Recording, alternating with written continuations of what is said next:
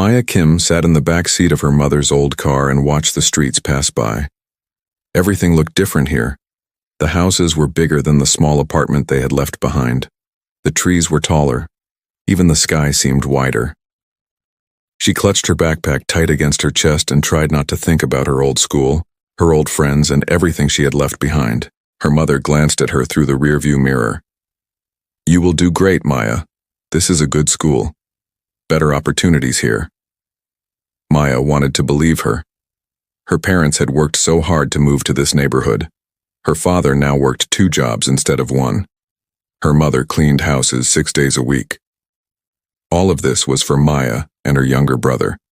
All of this was so they could have better lives. The car stopped in front of Riverside High School. It was much bigger than her old school. The building looked new and clean. Students walked in groups across the front lawn, laughing and talking. Most of them wore expensive clothes and carried new backpacks. Maya looked down at her own worn jeans and the backpack she had used for 3 years. "I have to go to work now," her mother said softly. "You have the bus money for after school, yes?" Maya nodded. She opened the car door and stepped out. The morning air felt cold against her face. She watched her mother drive away, then turned toward the school. Her stomach felt tight with worry. Inside the main office, a secretary gave her a schedule and a map of the school. Maya looked at the paper. Her first class was History with Mrs. Henderson in room 204. She found the room after getting lost twice in the long hallways. The classroom was already half full when Maya walked in. She stood near the door, unsure where to sit. A tall white woman with gray hair stood at the front desk. She wore a blue suit and gold earrings. She looked up at Maya with cold eyes. "Can I help you?" the woman asked. Her voice was sharp. "I'm Maya Kim. I'm new. This is my first day," Maya said quietly. The teacher looked at a paper on her desk. "Ah, yes, the transfer student. Find a seat quickly. We don't waste time in my class." Maya walked toward the back of the room. She noticed that most of the students sitting near the front were white. The few students of color sat toward the back and sides. She took a seat next to a girl with dark skin and curly hair. The girl gave her a small smile. "I'm Lisa," she whispered. "Maya," she whispered back. Mrs. Henderson began the class. She talked about American history and the founding of the country. Maya tried to pay attention, but she noticed something strange. Whenever a student of color asked a question, Mrs. Henderson's answers were short and cold. But when white students asked questions, she smiled and gave long, detailed answers. A boy named Carlos raised his hand. He had an accent when he spoke. "Mrs. Henderson, I don't understand this part about—" "If you had read the chapter properly, you would understand," Mrs. Henderson cut him off. "Perhaps you need to spend less time socializing and more time studying." Carlos's face turned red. He looked down at his desk and said nothing more. Later in the class, a white girl named Emma asked almost the same question. Mrs. Henderson smiled at her. "That's an excellent question, Emma. Let me explain it in more detail." She spent 5 minutes answering, using examples and drawing on the board. Maya saw Carlos sink lower in his seat. She felt angry for him. The difference in treatment was so clear. It was so obvious. How could no one else see it? After class, Lisa walked with Maya into the hallway. "I saw you noticing," Lisa said. "Yeah, Mrs. Henderson is like that. Always." "Like what?" Maya asked, though she already knew. Lisa looked around to make sure no one could hear. "She doesn't like students who aren't white. It's been like this all year. She gives us lower grades. She's mean to us. She makes comments about how we talk or where we come from." Maya felt a cold chill run down her back. "Have you told anyone? The principal?" Lisa laughed, but there was no happiness in the sound. "Girl, other students have tried. Nothing happens. Mrs. Henderson has been teaching here for 20 years. The principal always takes her side.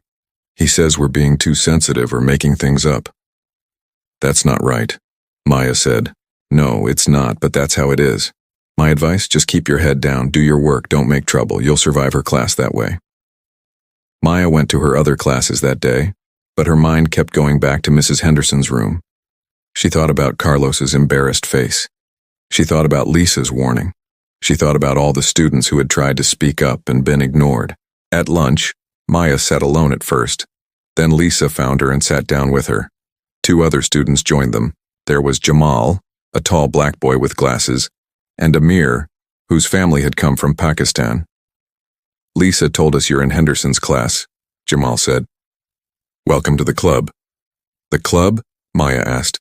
"The club of students who have to deal with her racism," Amir explained. He said it matter of fact, like he was talking about the weather. "She failed me last semester even though I had all the right answers on the final exam. My parents complained, but nothing changed. She made fun of my mother's accent during parent-teacher conferences," Jamal added. "Right in front of my mom. Made her feel small. My mom doesn't want to go back to the school anymore." Maya listened to their stories. With each word, she felt the anger grow inside her. This was wrong. This was so wrong. And apparently, it had been going on for years. "Someone needs to do something," Maya said. Lisa shook her head. "We've tried, Maya. Trust me. The system protects teachers like her. Principal Davidson doesn't want to hear it. He thinks we're troublemakers if we complain." "But what if we had proof?" Maya asked. "Real proof that she treats us differently." The 3 students looked at each other. Jamal shrugged. "What kind of proof?" "I don't know yet," Maya admitted. "But there has to be a way." That night, Maya lay in bed in the small room she shared with her brother. She could hear her parents talking quietly in the kitchen. They were worried about money again. They had sacrificed so much to move here, to give their children better chances. And now Maya was in a school where a teacher could treat students badly because of their skin color, and no one did anything about it. It made her sick to her stomach. It made her angry, but it also made her determined. Lisa had told her to keep her head down, to survive. But Maya didn't come to this new school just to survive. She came to learn. She came to succeed.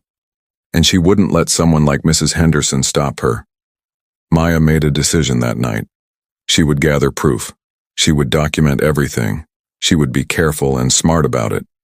And somehow, she would make people listen. She didn't know how yet, but she would find a way. She had to. Maya started her mission the very next day. She brought a small notebook to school and kept it in her backpack. Whenever something happened in Mrs. Henderson's class, she wrote it down. The date, the time, what was said, who was involved. She was careful. She didn't let anyone see what she was doing. On Tuesday, Mrs. Henderson handed back their first quiz. Maya had studied hard the night before. She knew the material well. When she got her paper back, she saw a big red C- at the top. She looked at the questions she had gotten wrong. But her answers weren't wrong. They were exactly what the textbook said. During lunch, Maya showed her quiz to Lisa and Jamal. "Look at this question. I wrote that the Declaration of Independence was signed in 1776. That's correct. But she marked it wrong." Lisa looked at the paper. "She does that sometimes. Finds reasons to take off points that don't make sense. Did you check with any white students, see what they got?" Maya hadn't thought of that. The next day, she sat near a girl named Sarah in class. Sarah seemed nice. She had smiled at Maya a few times. After Mrs. Henderson handed back another assignment, Maya gathered her courage. "Hey, Sarah, can I ask you something?" Maya said quietly. "Sure," Sarah said. "What did you get on question 5? The one about the Revolutionary War?" Sarah showed her paper. Her answer was almost identical to Maya's. But Sarah had gotten full points. Maya had lost 2 points. The only difference was that Sarah had used slightly different words to say the same thing. "That's weird," Sarah said, looking at both papers. "These answers are basically the same. Why did she take off points from yours?" Maya didn't answer. She just wrote down what she saw in her notebook. Evidence. She needed evidence. Over the next 3 weeks, Maya watched everything closely. She saw Mrs. Henderson call on white students more often. She saw her smile at them and frown at students of color. She heard the little comments that seemed innocent, but weren't. When Carlos mispronounced a historical figure's name, Mrs. Henderson said, "Perhaps you should practice reading in English more at home." When a white student made the same kind of mistake, Mrs. Henderson said, "That's a tricky name. Let me help you with the pronunciation." Maya wrote it all down. She started comparing her test scores with Sarah's. Sarah had agreed to help after Maya explained what was happening. They did their homework together sometimes. Their answers were almost always the same, but Maya's grades were always lower. "This is really messed up," Sarah said one afternoon at the library. "I didn't realize she was doing this. I just thought I was good at history." "You are good at history," Maya told her, "but she's also giving you points that she takes away from me and others." Sarah looked uncomfortable. "What can we do about it?" "I'm going to report her," Maya said. "But I need more proof first. I need to make sure no one can say I'm making it up." Maya also started talking to other students. She learned that her lunch friends weren't the only ones who had problems with Mrs. Henderson. A girl named Keisha told her about the time Mrs. Henderson had made a comment about black hair being distracting in class. A boy named David, whose family was from Vietnam, said Mrs. Henderson once told him he should be grateful to be in America, where he could get a real education. Each story made Maya angrier. Each story went into her notebook. She was building a case. She was gathering proof that couldn't be ignored. One day, Mrs. Henderson assigned a major essay. It was worth 20% of their grade. The topic was about the Founding Fathers and their vision for America. Maya worked on her essay for 2 weeks. She researched carefully.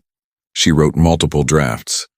She even had her old English teacher from her previous school read it and give her feedback over email. When Mrs. Henderson returned the essays, Maya got a C. The comments said her writing was unsophisticated and her arguments were not well developed. Maya felt tears burn in her eyes, but she didn't cry. Not in class. She wouldn't give Mrs. Henderson that satisfaction.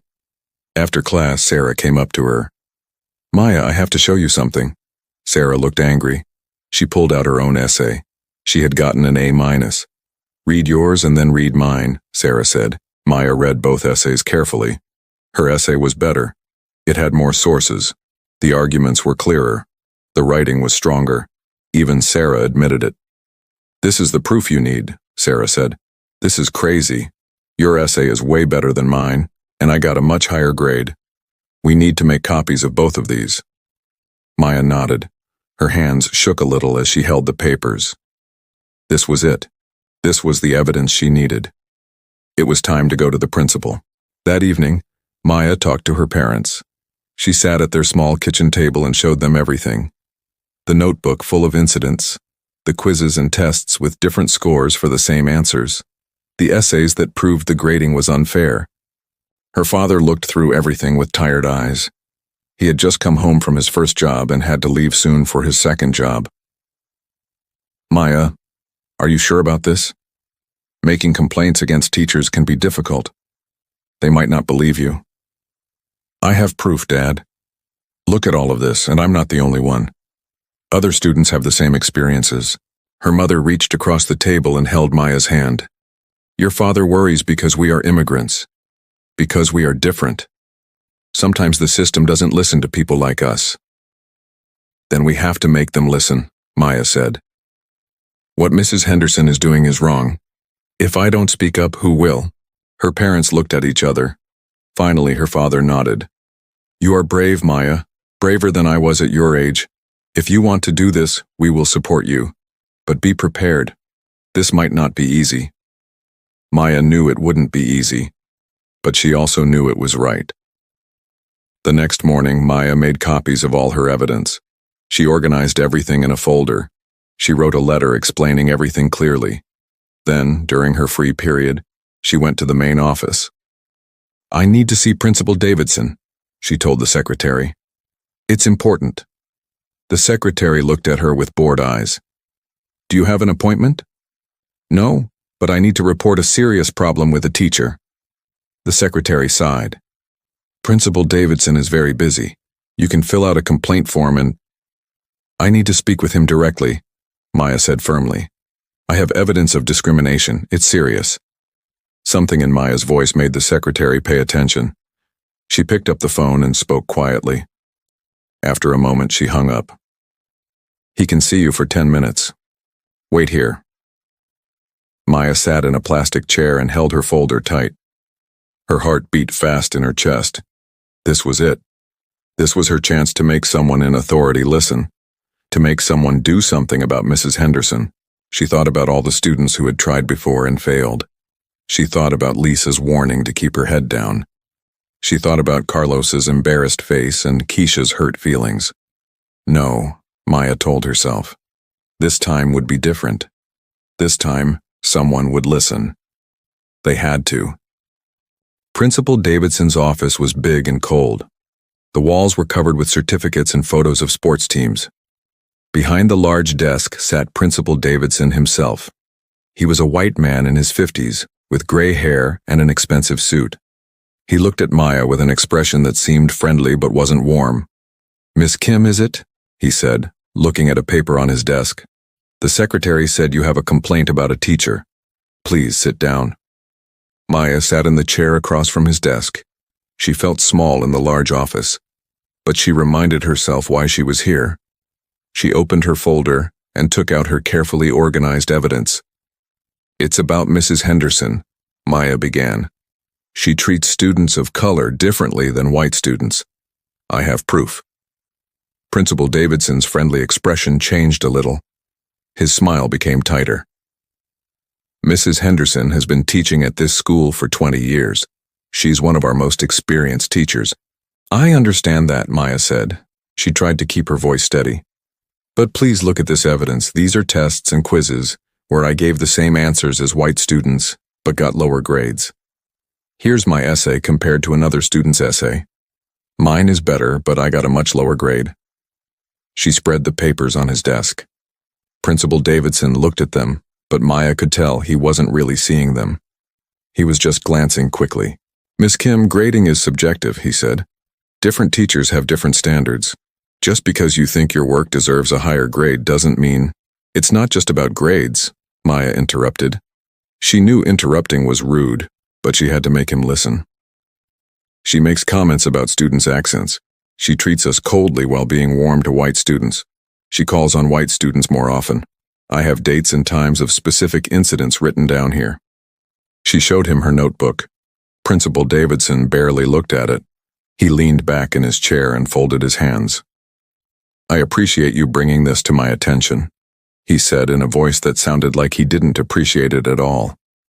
"But I have to tell you, Mrs. Henderson has an impeccable record. In 20 years, she's never had any serious complaints." "That's not true," Maya said. "Other students have complained. I talked to them. They said they reported her behavior and nothing happened." Principal Davidson's face got a little red. "If other students had made formal complaints, I would know about it. Are you saying I'm lying?" "No, I'm just saying, Miss Kim, I think I understand what's happening here." Principal Davidson's voice became softer, but in a way that felt dangerous. "You're new to this school. You came from a different district with different standards. Riverside High is a challenging academic environment. Sometimes students from less rigorous schools find it difficult to adjust." Maya felt her face get hot. "This isn't about me not being smart enough. This is about Mrs. Henderson treating students unfairly because of their race." "That's a very serious accusation," Principal Davidson said. His voice was sharp now. "Do you understand how serious? You're accusing a veteran teacher of racism. That's not something we take lightly. And frankly, from what I see here, this looks like a case of a student who's unhappy with her grades looking for someone to blame. But the evidence shows that you got different grades than another student. That happens every day in every school. Teachers use their professional judgment to evaluate work. Just because your answers were similar doesn't mean they were equal in quality." Maya felt like she was drowning. This wasn't going the way she had hoped. "What about the way she speaks to students of color? The comments she makes? Can you prove these comments were made with discriminatory intent?" Principal Davidson asked. "Or is it possible you're being oversensitive? Sometimes when students are adjusting to a new environment, they can misinterpret innocent comments as something more sinister." The word oversensitive hit Maya like a slap. She had heard that word before. It was what people said when they wanted to ignore real problems. "I'm not being oversensitive," Maya said. Her voice shook a little. "I know what I saw. Other students know what they experienced." Principal Davidson stood up. The meeting was over, Maya could tell. "Miss Kim, I will make a note of your concerns, but I want you to think carefully about what you're doing. Making false accusations against teachers can have serious consequences for your academic record. It can affect your reputation. Do you understand?" Maya stood up too. She gathered her papers with shaking hands. "Are you threatening me?" "I'm advising you," Principal Davidson said. "As an educator who has your best interests at heart, my suggestion is that you focus on your studies and try to adjust to our school's standards. Give Mrs. Henderson a chance. I'm sure if you work hard and keep a positive attitude, your grades will improve." Maya left the office feeling sick to her stomach. The secretary didn't look at her as she walked past. Maya went straight to the bathroom and locked herself in a stall. She didn't cry, but she wanted to. She had done everything right. She had gathered evidence. She had been respectful. And it hadn't mattered at all. Principal Davidson didn't believe her. Worse, he had basically told her to be quiet or face consequences. At lunch, Maya told her friends what had happened. They sat at their usual table in the corner of the cafeteria. Lisa, Jamal, and Amir listened to every word. "I told you," Lisa said sadly when Maya finished. "He doesn't care. He never cares." "This is exactly what happened to me," Amir added. "I went to him last year with my parents. He said the same things. That we were overreacting. That we didn't understand American schools. It was insulting." Jamal looked angry. "So Mrs. Henderson just gets to keep doing this, forever, and there's nothing we can do?" "There has to be something," Maya said. But even as she said it, she felt hopeless. If the principal wouldn't listen, who would? Sarah found Maya after lunch. She had heard what happened. "I'm so sorry, Maya. I thought showing him our essays would make a difference." "It's not your fault," Maya told her. "He didn't want to see the truth. He already made up his mind before I even walked into his office."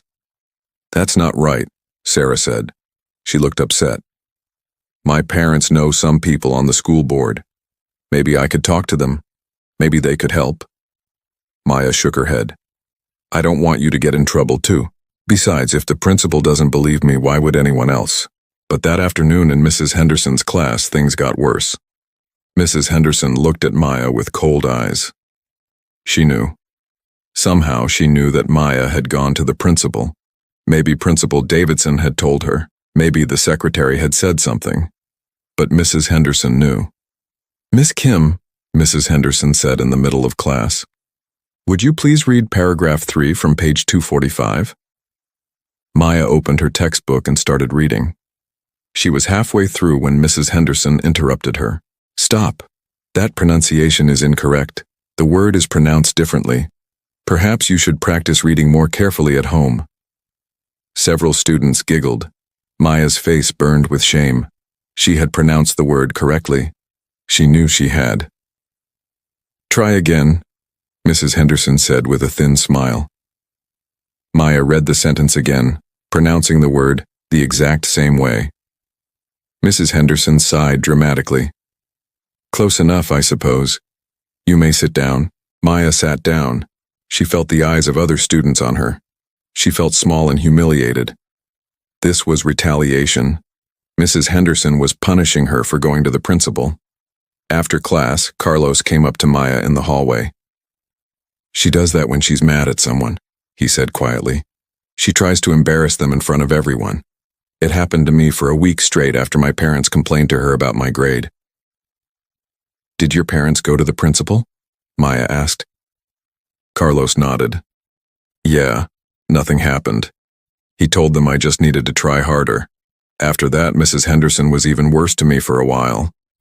Then it got a little better, but she still treats me like I'm stupid." Maya felt her determination coming back. The hopelessness was turning into anger again. This wasn't just about her anymore. This was about Carlos and Lisa, and Jamal and Amir and Keisha and David. and all the other students Mrs. Henderson had heard over the years. If Principal Davidson wouldn't help them, Maya would find another way. She didn't know what that way was yet. But she would find it. She had to. Maya couldn't stop thinking about what had happened. She lay in bed that night staring at the ceiling. Principal Davidson had dismissed her. Mrs. Henderson was retaliating against her. And worst of all, Maya now knew she wasn't the first student to try and fail to get help. But she also knew something else. She wasn't alone. The next day, Maya asked Lisa, Jamal, and Amir to meet her after school at the public library. It was a place where they could talk freely without teachers or other students overhearing. Sarah said she wanted to come too. They sat at a table in the back corner. Maya spread out her notebook and all her evidence. "I need to know something," she said. "Did any of you make formal complaints about Mrs. Henderson? Like written complaints that went to the principal's office?" Jamal nodded. "I did last year. My mom wrote a letter and everything. We met with Principal Davidson. He said he would look into it. Nothing happened. When we followed up a month later, he said he investigated and found no evidence of wrongdoing. I complained too," Amir said. "Not in writing, but my parents and I went to his office. This was 2 years ago when I was a freshman. He told us I was struggling with the transition to high school and that Mrs. Henderson was actually trying to help me by being strict." Lisa spoke up. "My older sister had Mrs. Henderson 5 years ago. She complained too. Same result. Nothing." Maya felt a chill run through her. "So, this has been going on for at least 5 years? Probably longer?" "Probably," Lisa agreed. "My sister said there were other students before her too. Mrs. Henderson has been doing this for years, and the principal has been covering for her for years." "Why?" Sarah asked. She looked shocked. Why would he protect a teacher who's clearly discriminating against students? "Maybe he doesn't want to admit there's a problem," Jamal said. "If he admits Mrs. Henderson is racist, then he has to admit he ignored complaints for years. He has to admit he failed to protect students. That makes him look bad. Or maybe he doesn't think it's really racism," Amir added. "Maybe he thinks we're all just being too sensitive like he said. Maybe he thinks Mrs. Henderson is just tough, but fair." "But she's not fair," Maya said firmly. "I have proof she's not fair. We all have proof." "Your proof didn't matter to him," Lisa pointed out gently. "That's the problem. He doesn't want to see it." Maya thought for a moment. An idea was forming in her mind. What if we all complained together? Not just me, but all of us. With all our evidence combined? It would be harder to ignore if it came from multiple students from different grade levels over multiple years. Sarah leaned forward. "That's a good idea. Strength in numbers, right?" "It didn't work before," Jamal said. He sounded tired. "Different students complaining at different times. Why would it work now?" "Because we're doing it together," Maya insisted. "And because we're going to document everything better. We need to make a timeline, show the pattern, show that this isn't just one student having a bad experience. This is systematic discrimination over years." Amir looked interested. "How would we do that?" Maya pulled out a fresh notebook. "We start by listing every incident we can remember, all of us, with dates if we remember them. Then we organize it into categories, grading disparities, verbal comments, differences in how she treats students. We make it impossible to ignore." Over the next week, the group met every day after school. They brought other students too. A girl named Keisha who had Mrs. Henderson 2 years ago. A boy named Marcus who had her currently. David from the year before. By the end of the week, they had 8 students total, all with similar experiences spanning 3 years. They created a document together. It was 15 pages long. It listed 43 specific incidents.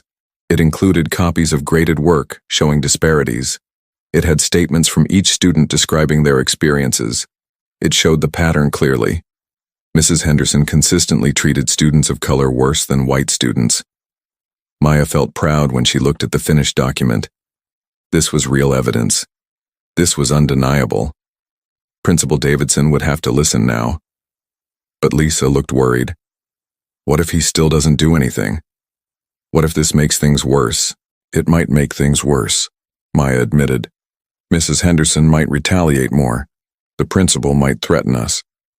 But if we don't try, nothing will ever change. She'll keep doing this to future students. We have to at least try.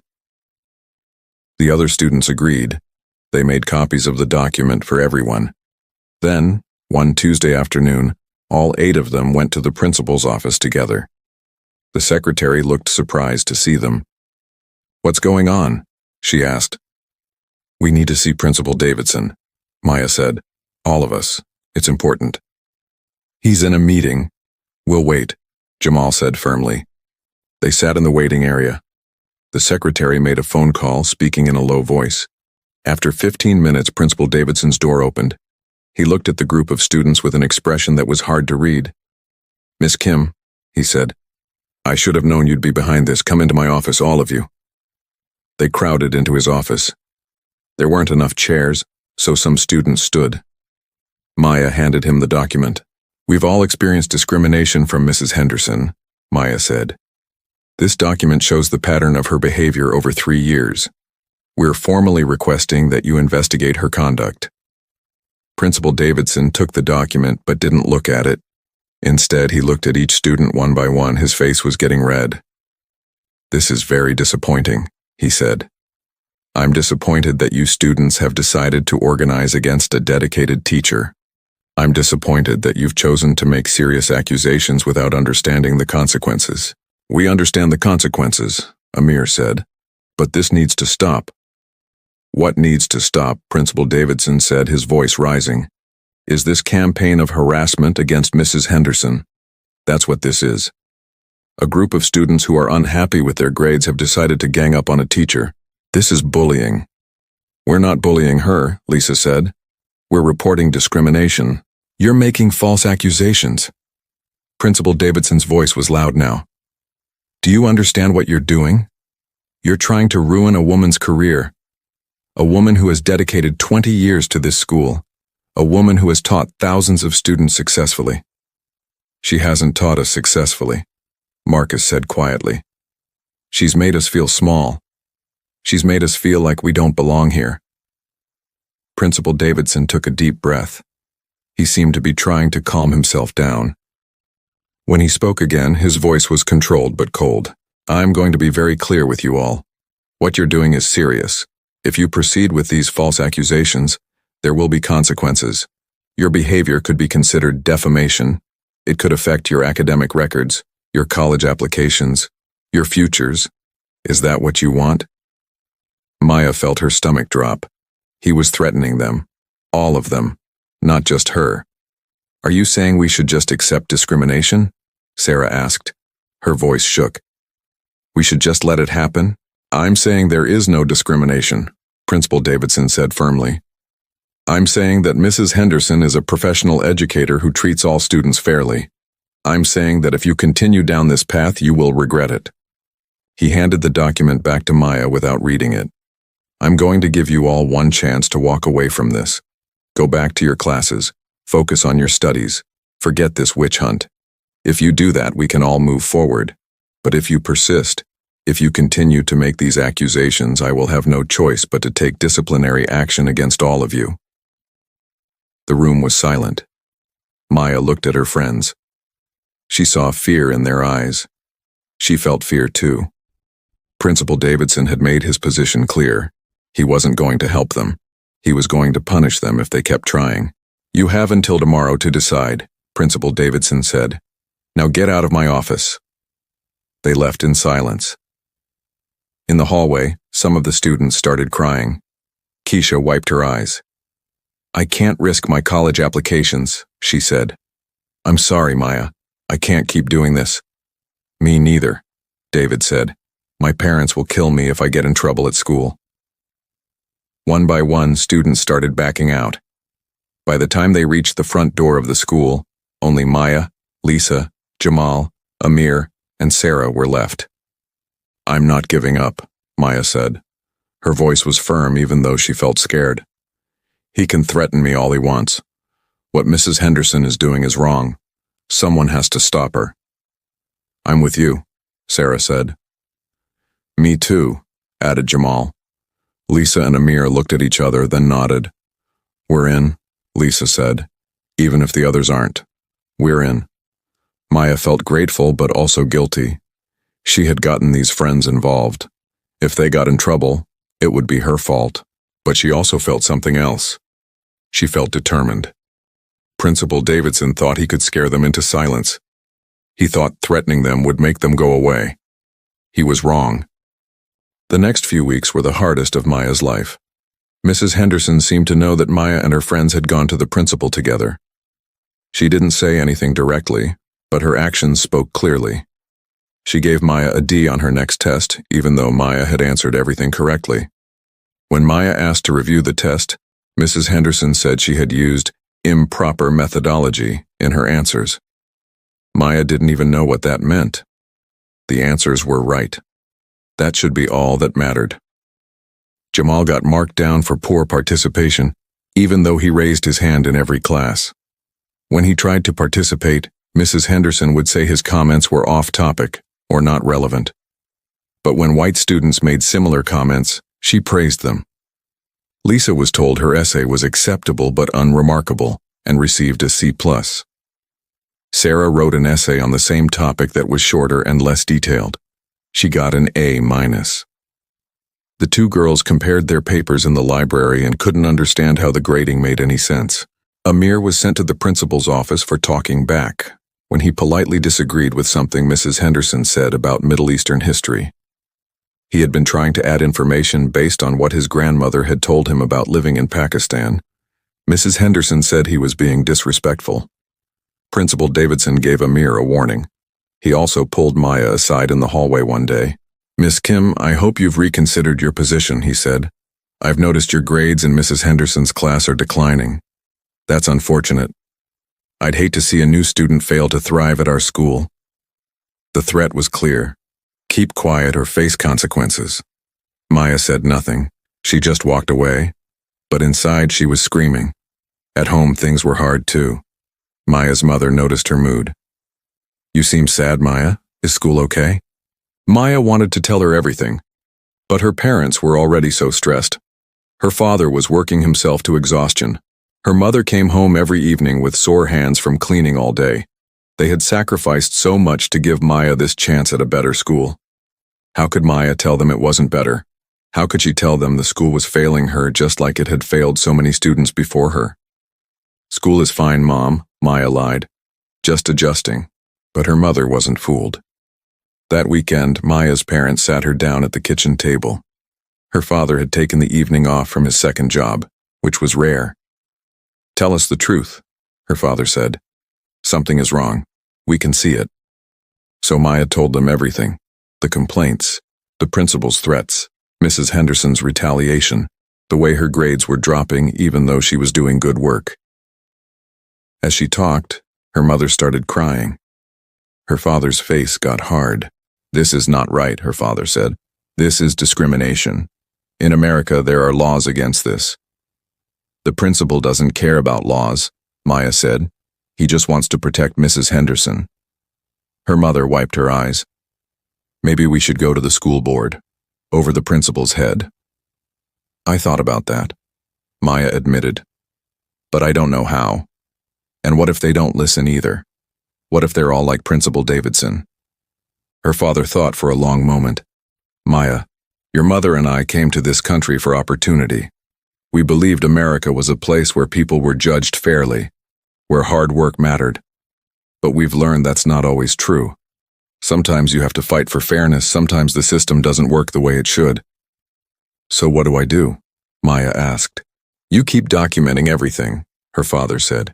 Every unfair grade, every comment, every time she treats you differently, you build your case. And when the time is right, you find a way to make people listen. The right people, not just the principal. Maya nodded. Her father was right. She couldn't give up. But she needed a better plan. Going to Principal Davidson hadn't worked. Going as a group hadn't worked. She needed something bigger. Something that couldn't be ignored or covered up. The opportunity came in early November. Maya was sitting in English class when the teacher, Mrs. Roberts, made an announcement. The school is holding its annual talent show in 6 weeks, Mrs. Roberts said. But this year we're also having an essay contest. Students can submit essays on the topic, What Excellence Means to Me. The winning essay will be read by the student at the talent show assembly. It's a great honor and looks wonderful on college applications. Maya's mind started racing. The talent show assembly. She remembered hearing about it. Every student attended. Teachers attended. Parents were invited. And most importantly, the school board members came every year. It was one of the district's biggest events. What if she won the essay contest? What if she got to speak at the assembly? She would have a platform. She would have an audience. She wouldn't be in Principal Davidson's office where he could dismiss her. She would be on stage in front of hundreds of people. The idea was risky. If she used that platform to expose Mrs. Henderson instead of reading an essay about excellence, there would be consequences. Big consequences. Principal Davidson would be furious. She might get suspended or expelled. It could affect her academic record, but it might also finally make people listen. Maya told her friends about the idea at lunch. They sat at their usual table, speaking in low voices. "That's brilliant," Sarah said, "but also really scary. You could get in serious trouble." "I'm already in trouble," Maya pointed out. "My grades are tanking because of Mrs. Henderson's retaliation. If I don't do something, I might fail her class anyway." Jamal looked worried. "But speaking out like that, in front of everyone? Principal Davidson will make an example of you. He might expel you." "Maybe," Maya said. "But everyone will hear what I say first. The school board will hear it. Parents will hear it. The principal can punish me, but he can't erase what everyone heard." Lisa was quiet for a moment. Then she spoke. "I think you should do it. But you need to be smart about it. You need to make sure you actually win the essay contest first, and you need to prepare what you're going to say very carefully. It can't just be emotional. It needs to be factual. You need to present the evidence in a way that people can't ignore." "We'll help you," Amir said. "We'll help you prepare. We'll make sure you have all the evidence ready. If you're going to do this, we'll make sure you do it right." Maya felt a surge of gratitude for her friends. She wasn't alone in this. They were with her even though it was dangerous. That night, Maya started writing her essay for the contest.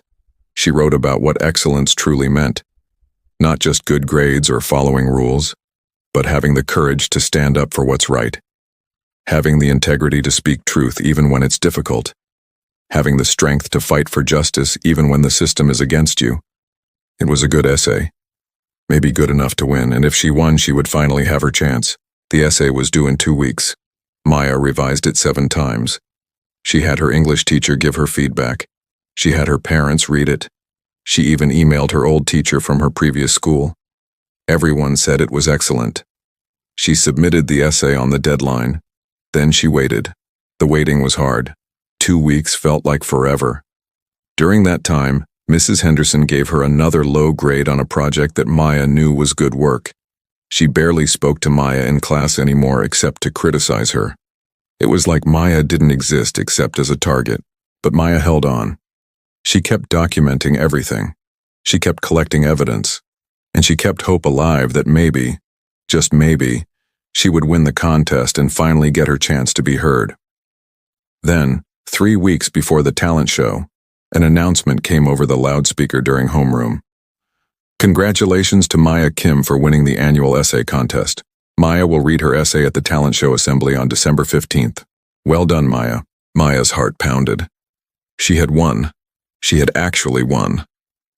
Her homeroom teacher smiled at her. Other students congratulated her, but Maya's mind was already racing ahead.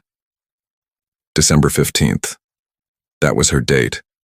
That was when everything would change. She had 3 weeks to prepare, 3 weeks to get ready to do the scariest, most important thing she had ever done. 3 weeks to prepare to tell the truth.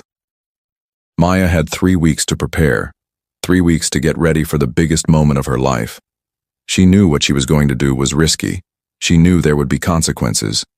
But she also knew it was the right thing to do. The first step was organizing all the evidence. Maya and her friends met at the library every day after school. They created a presentation on Maya's laptop. It had clear examples of discrimination, side-by-side comparisons of graded work, quotes from Mrs. Henderson's comments, a timeline showing years of complaints that were ignored. "You need to make copies of this," Sarah said. "Lots of copies, so people can see the evidence for themselves." "Good idea," Maya agreed. "We can print packets and hand them out after I speak." Jamal added another thought. "We should also record it. Someone should video the whole thing, just in case the school tries to deny what you said or claims you didn't have evidence." They planned everything carefully. Amir would be in charge of handing out evidence packets to the audience. Lisa would record everything on her phone. Sarah would be ready to speak up from the audience if needed. They were a team. Maya practiced her speech every night. She stood in front of her bedroom mirror and spoke the words over and over. She needed to be calm. She needed to be clear. She couldn't let emotion take over, even though she felt so much anger and hurt inside. Her parents knew what she was planning. They were scared for her but also proud. "You are very brave, Maya," her mother said one evening. "Braver than many adults. What you're doing could change things for many students. Or it could get me expelled," Maya said quietly. Her father put his hand on her shoulder. "Sometimes doing the right thing costs us something, but that doesn't mean we shouldn't do it. You're fighting for justice. That's worth any price." Maya hoped he was right. But as December 15th got closer, she felt more and more nervous. What if Principal Davidson stopped her before she could finish speaking? What if no one believed her even with the evidence? What if this made everything worse instead of better? 2 days before the assembly, something unexpected happened. Maya was called to the principal's office. Her heart sank as she walked down the hallway. Did he know? Had someone told him what she was planning? Principal Davidson sat behind his desk with a smile on his face. But it wasn't a friendly smile. It was the smile of someone who thought they had won. "Maya, congratulations on winning the essay contest," he said. "That's quite an achievement. I wanted to meet with you about the assembly." Maya's mouth felt dry. "Okay. I've been reviewing the schedule," he continued, "and I'm afraid we're running long on time. So I'm going to need you to keep your essay reading to under 3 minutes. Can you do that? 3 minutes." Her speech was 10 minutes long. There was no way she could present all the evidence and explain everything in 3 minutes. "The contest didn't say there was a time limit," Maya said carefully. "Well, I'm implementing one now," Principal Davidson said. His smile got bigger. 3 minutes maximum. I'm sure a smart student like you can edit your essay down. Unless there's a problem." He knew. Maya was sure of it. He didn't know exactly what she planned to say, but he knew she was planning something, and he was trying to stop her by limiting her time. 3 minutes will be fine, Maya lied. She left his office feeling sick. That evening she told her friends what happened. "He's trying to shut you down before you even start," Lisa said angrily. "That's not fair." "Life's not fair," Jamal said. "But Maya, what are you going to do? You can't say everything in 3 minutes." Maya thought hard. "I don't have to say everything. I just have to say enough. Enough to make people curious. Enough to make them want to see the evidence packets. If I can get people's attention in 3 minutes, then the packets will do the rest." She rewrote her speech that night. She made it shorter but more powerful. She would start with the most shocking examples. She would speak quickly and clearly, and she would make sure to tell people where to find the evidence packets before anyone could stop her. The morning of December 15th came too quickly. Maya barely slept the night before. She got dressed in her nicest clothes. Her mother made her favorite breakfast, but Maya could barely eat. "You can do this," her mother said, hugging her tight. "We believe in you." At school, the day felt strange. Everyone was excited about the talent show assembly. Students talked about the performances they would see. Teachers seemed relaxed and happy. No one knew what was about to happen except Maya and her small group of friends. In Mrs. Henderson's class that morning, the teacher was in a good mood. She smiled at the white students and even made jokes. She ignored Maya completely, which was almost worse than being criticized. It was like Maya had become invisible. During lunch, Maya's friends gave her final encouragement. "You've got this," Sarah said, squeezing her hand. "You're doing the right thing." "We're all here for you," Amir added, "no matter what happens." The assembly was scheduled for 1 o'clock. At 12:30, students started filing into the auditorium. It was a huge room with hundreds of seats. Maya peeked through the backstage curtains and felt her heart race. The seats were filling up fast. She saw students from every grade. She saw teachers sitting in the back rows. She saw parents in the middle sections. And there, in the front row, she saw 3 people wearing suits. The school board members. They came to every talent show.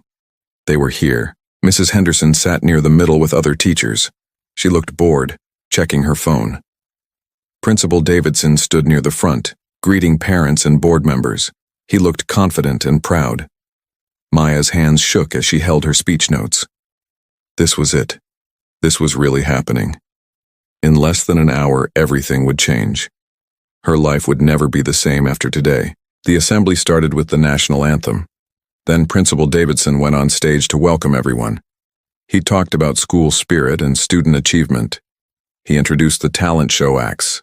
There were singers and dancers. A student played piano. Another did a comedy routine. Maya watched from backstage. The performances were good. The audience clapped and cheered. Everyone was having fun. They had no idea what was coming.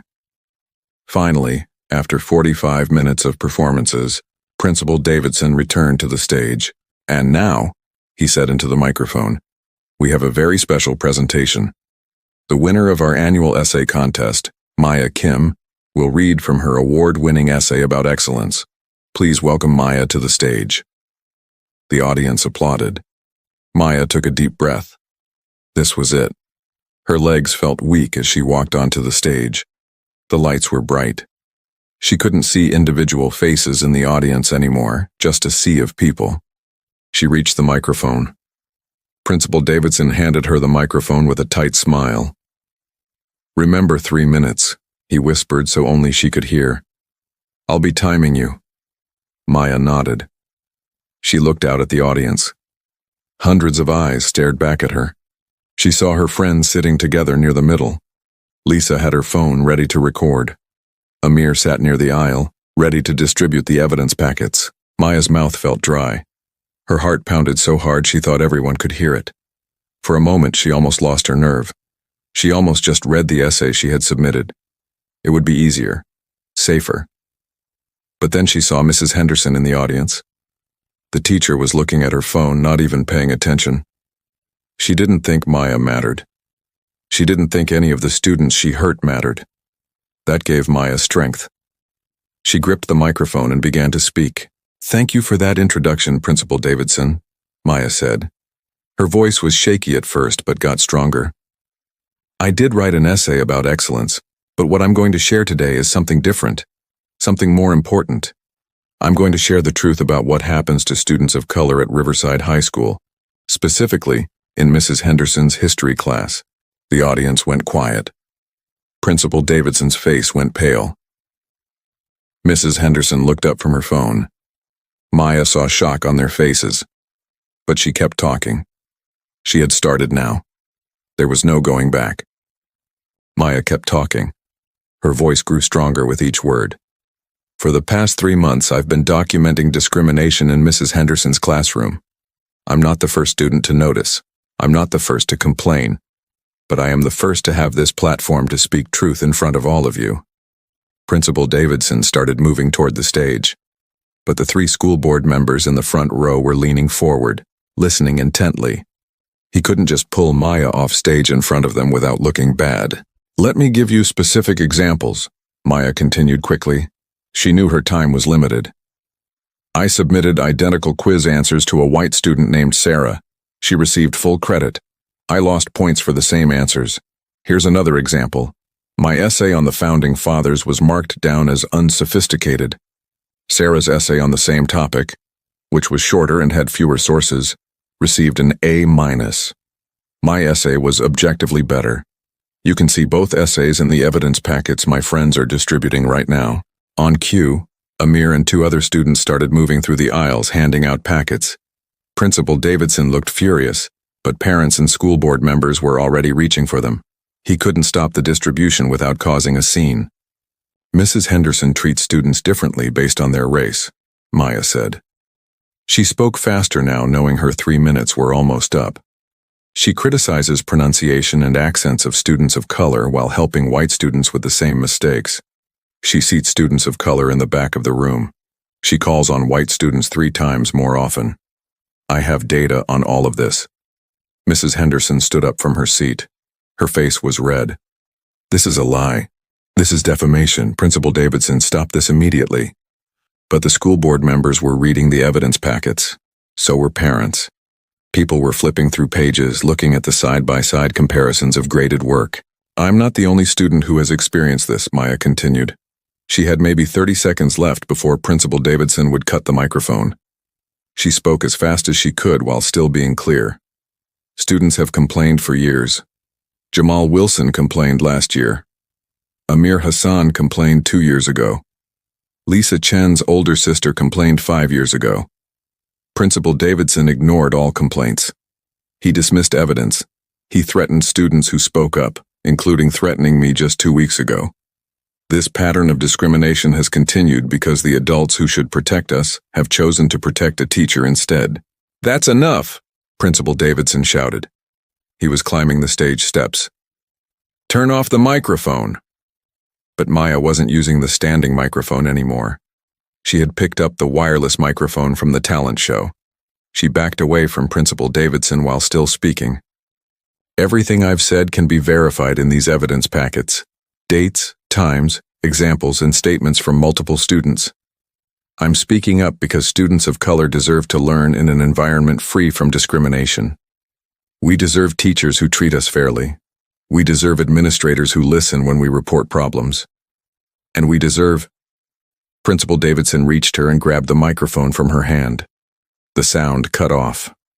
The auditorium erupted in noise. People were standing up, talking loudly. Some parents looked angry. Teachers looked shocked. Students were confused. Maya stood on the stage, breathing hard. She had done it. She had said what needed to be said. Whatever happened next, at least people knew the truth now. Principal Davidson's face was dark red. He spoke into the microphone with a forced, calm voice. I apologize for that disruption. Miss Kim has made some very serious and very false accusations. This assembly is over. Students, please return to your classrooms. Parents and guests, please exit through the main doors. But the school board members weren't leaving. They were still reading the evidence packets. One of them, a woman with gray hair and glasses, stood up. Actually, Principal Davidson, I think we need to discuss this situation right now.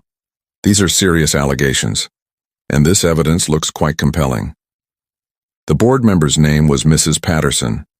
Maya had researched all the board members when she was planning this. Mrs. Patterson was known for caring about equity in schools. Principal Davidson tried to smile. Mrs. Patterson, I understand your concern, but this is a case of a troubled student making false claims. I've dealt with this situation already. There's nothing to investigate. You dealt with it by threatening the students who complained? Mrs. Patterson looked at the packet.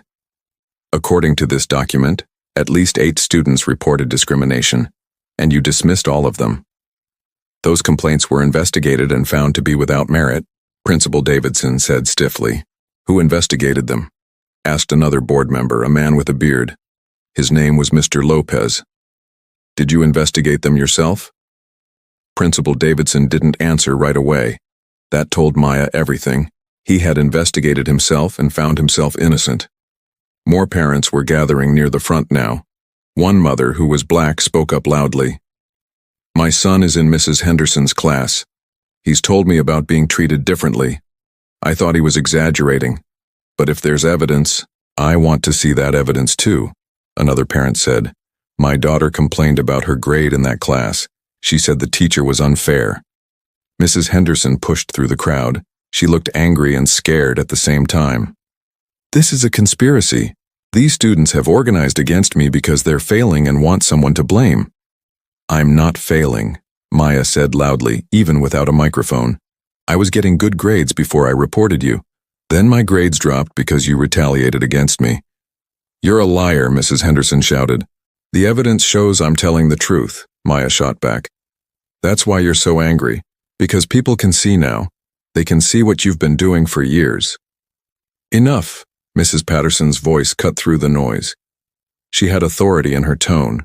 People got quiet. This situation requires a formal investigation. Effective immediately, Mrs. Henderson, you are placed on administrative leave pending an investigation by the school board. You will not return to your classroom until this matter is resolved. Mrs. Henderson looked shocked. You can't do that.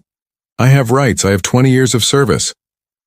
And these students have rights too, Mrs. Patterson said firmly. The right to learn without discrimination. If these allegations are true, you've violated those rights repeatedly. The investigation will determine what happened. Until then, you're on leave. She turned to Principal Davidson. And you, Principal Davidson, will be investigated as well for your handling of these complaints. If you did indeed threaten students for reporting discrimination, that's a serious violation of your duties. Principal Davidson's face went from red to white. He looked like he might be sick. This was his worst nightmare. The school board was taking the students' side. Security guards appeared. They weren't there to arrest anyone, but they escorted Mrs. Henderson out of the auditorium. She was crying now, still shouting about how unfair this was. But her voice got quieter as she was led away. The auditorium was chaos. Parents were talking loudly. Students were on their phones, probably texting their friends about what just happened. Teachers stood in groups, whispering to each other. Some looked supportive, others looked worried. Maya stood on the stage, watching it all. She felt numb. It was over. She had done what she set out to do. But now what? What would happen next? Lisa appeared at her side, phone still recording everything. Maya, that was amazing. You did it. You actually did it. Sarah, Jamal, and Amir pushed through the crowd to reach the stage. They all hugged Maya. They were laughing and crying at the same time. I can't believe that just happened, Jamal said. I can't believe the board actually listened. They had to listen, Amir said. Maya gave them no choice. She presented the evidence in front of everyone. They couldn't ignore it. Mrs. Patterson approached the group. Miss Kim, I want to thank you for your courage. What you did today was incredibly brave. These allegations will be investigated thoroughly, I promise you that. What will happen to me? Maya asked. Principal Davidson said there would be consequences if I kept speaking up. Mrs. Patterson's expression hardened.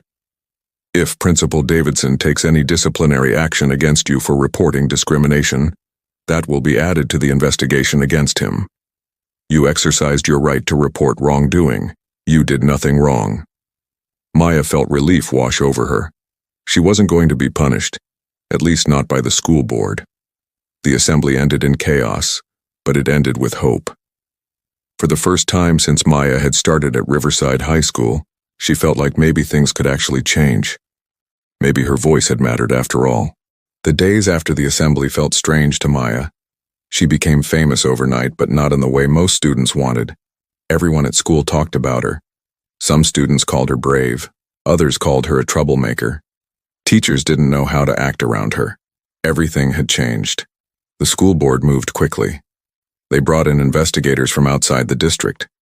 These investigators interviewed students, reviewed graded work, and examined years of records.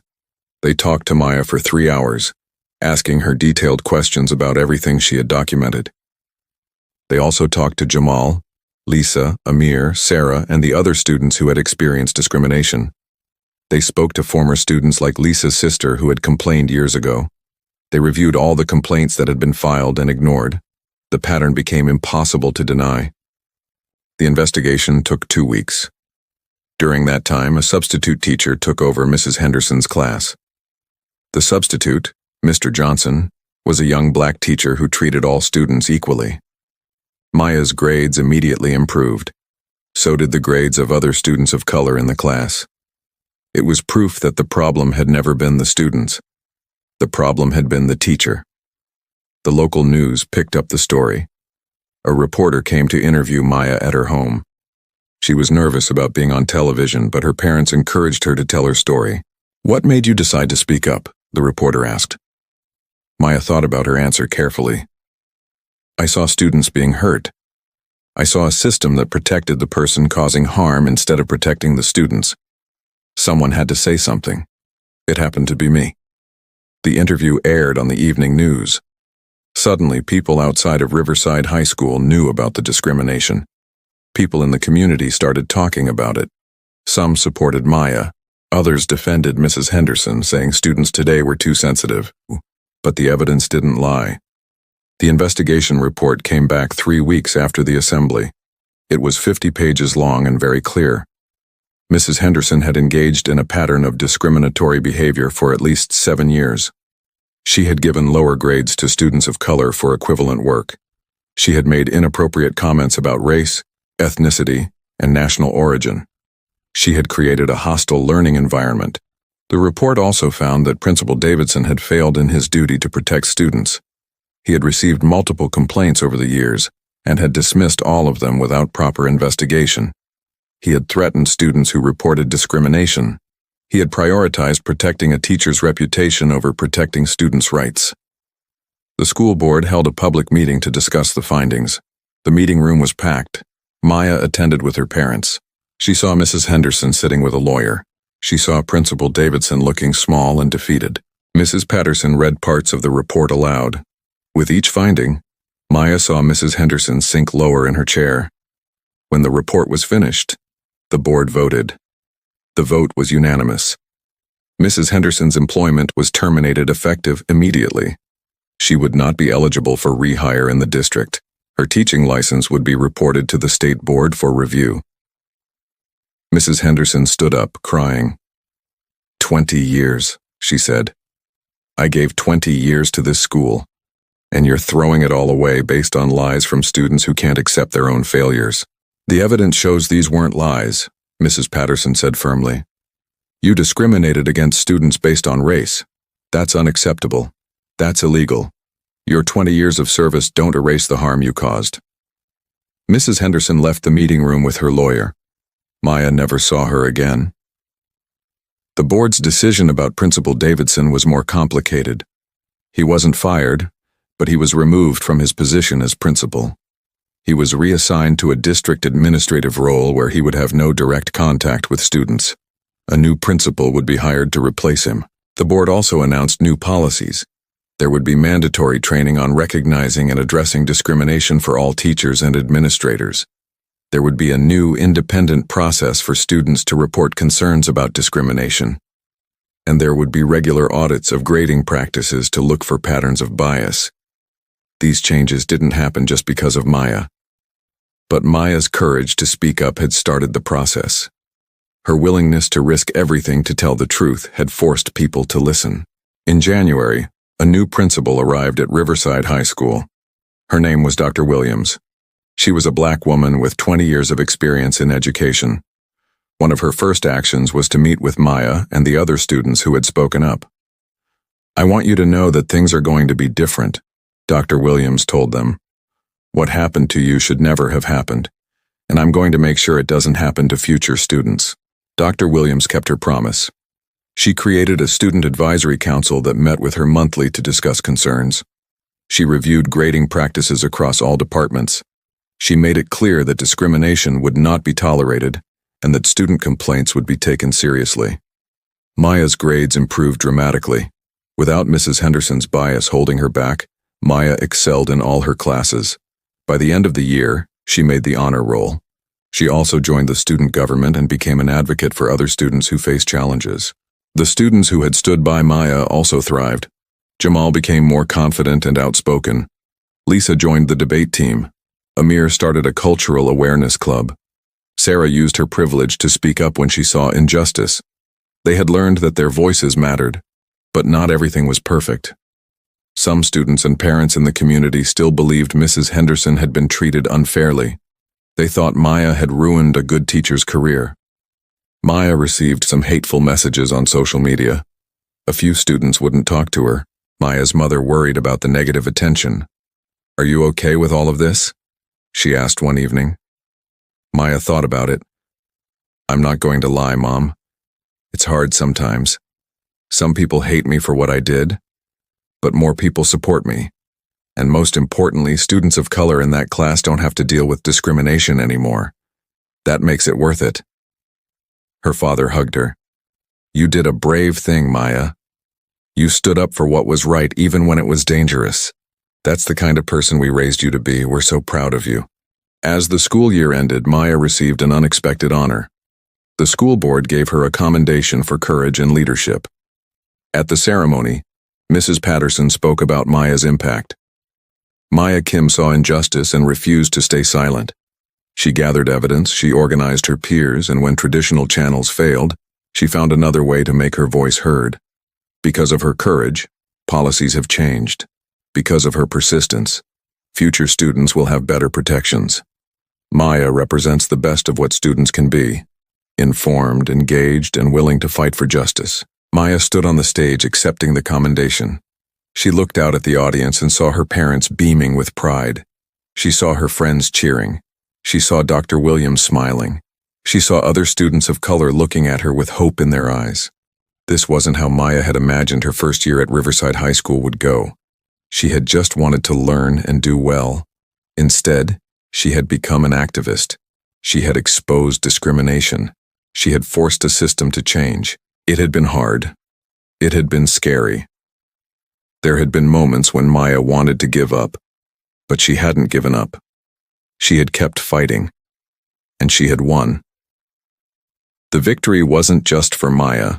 It was for every student who had been hurt by Mrs. Henderson over the years. It was for every student of color who had felt invisible or less than. It was for future students who would now learn in a fairer environment. Maya thought about what she had learned through all of this. She had learned that one person really could make a difference. She had learned that speaking truth to power was difficult, but necessary. She had learned that change doesn't happen unless people are willing to fight for it. Most importantly, she had learned that she was stronger than she thought. She was just a teenager from an immigrant family. She was poor. She was new to the school. By all accounts, she should have been powerless. But she wasn't powerless. None of them were. When they came together, when they documented truth, when they spoke up despite the risks, they had power. They had the power to change things. As Maya left the ceremony that day, a younger student approached her. She was a freshman, nervous and small. "Thank you," the girl said quietly. "I'm starting high school next year. I'm glad people like you are here to make it better." Maya smiled at her. "You can make it better too. Never be afraid to speak up when something is wrong. Your voice matters." The girl nodded and walked away. Maya watched her go, feeling hopeful. This was just the beginning. Change had started, but there was still work to do. There would always be work to do. But now Maya knew she could do that work. She could stand up. She could speak out. She could fight for what was right. And she would never stay silent again.